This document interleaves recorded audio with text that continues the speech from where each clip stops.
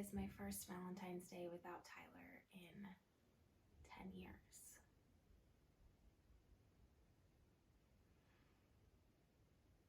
We honestly didn't even like Valentine's Day that much. Like, we were always so annoyed that everything is so much more expensive, and we believed that you should celebrate your love every day. And I'm really grateful that that's how our relationship was. But, it doesn't make today any less hard. It's just another, dagger to the heart. Another glaring thing of him not being here. So, it's a hard day. And I decided that I needed to bring in some reinforcements. So,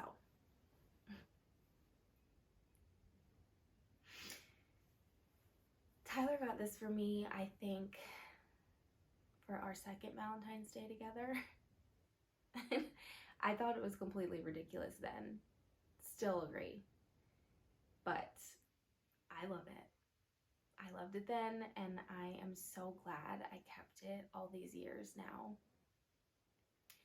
Even when we broke up, I still kept it for whatever reason, and now it kind of makes perfect sense. It's not him to hold today, but it's a piece of him. And it's a little shred of comfort, so I'm grateful for that. You may be wondering, wait, what? You broke up? Yeah. Tyler and I started dating in high school. So I think, when you fall in love when you're teenagers and you're literal immature beings, you're still growing and figuring out who you are. It's bound to throw you off course, and that definitely was our experience. Anyway, it's all part of the story, so we're gonna get into it. Tyler and I started dating in high school. The year was 2012. He was captain of the football team, and he also played lacrosse, and he wrestled, and he liked skateboarding, and he was in the band. He played French horn, which he was always very proud of. And he loved cars and a bunch of other random things. And above all of that, he was the kindest and most generous soul. He was friends with everyone, with no judgment. And he just had a way of making people feel special. So I've just felt so lucky to be loved by him. I left for college that fall, and he was a year younger, so he had one more year of high school. He came to visit me a lot, and I went home a lot, so we tried to make it work. But like I said, we were immature, and it was not the smoothest of transitions for us. And we ended up breaking up at the end of my freshman year. And then we got back together, and then we did that again my sophomore year. And then we spent a good chunk of time apart.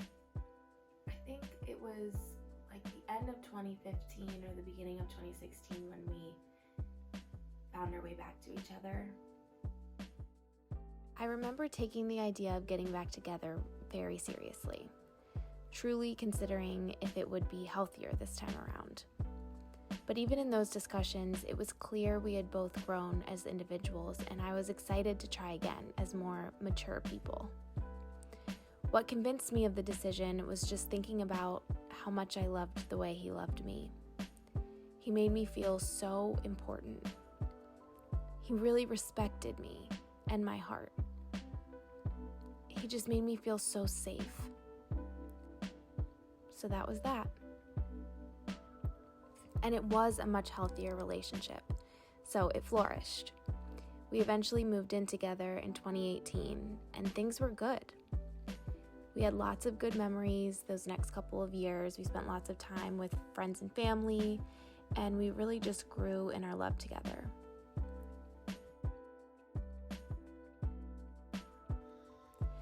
And then 2020 came around, and everything changed. April 2020 is when I found out about his addiction. I don't want to get into the details now. I'll save that for another video, but we're just going to take a quick intermission for an important message. I do just want to take a moment and address something I think a lot of people might have questions about, which is, how did you not know? You were living together, you were sleeping next to him every night, and you're telling me you didn't know about his addiction? I know. I get how that sounds. And honestly, from an outsider's perspective, thinking back to when I had very little exposure to addiction, I would have asked the same questions. I would have likely not believed it either. But a couple factors went into it. One, I had no previous exposure to addiction. None. So I was definitely naive, and I didn't know what I didn't know. Some of the symptoms of his addiction or how it made him behave, to me, was easily attributed to other things, just stress, general lack of sleep. And the other big part of it is that addiction will control a person to do anything and everything possible for it to continue thriving. And in some cases, that means acting completely normal, like making sure no one suspects a thing so that they don't ask and they don't make it stop. And that means that the addiction can continue thriving. And I think for a while, that's what was happening. And I'll never know, which, thinking about that could kill me if I let it. The things I'll never know. The things I wish I knew sooner so I could have helped sooner. But I really believe that Tyler thought he was protecting his loved ones by not sharing the burden of his addiction, what he considered to be a burden. He became a master of hiding it. So that's how I didn't know for so long. There were a lot of challenging times in those last 2 years.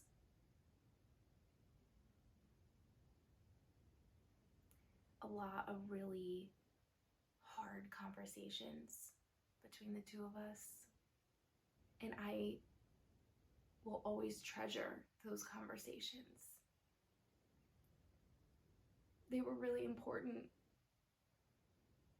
They were like love in action, He was able to find a recovery program in 2021. There were so many beautiful moments, and he met the most amazing people that really surrounded him with the love and support he needed.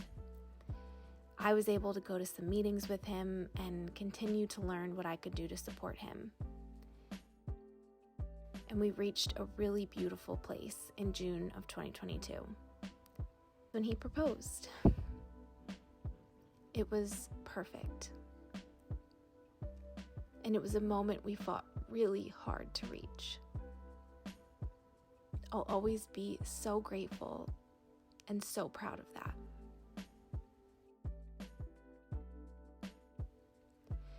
But it's almost like as soon as that happened, self-sabotage happened to him too. Like he didn't feel like he deserved it. 7 weeks after we got engaged to the day is when Tyler died. That's the end of his physical presence here, but it's not the end of our story. This is where our story lives on. So thank you for listening and watching and helping that to be true. Even if you think today is a stupid holiday, I hope you celebrate it with those you love. Never take them for granted. Hug them extra tight. Happy Valentine's Day. Sending light and love to you.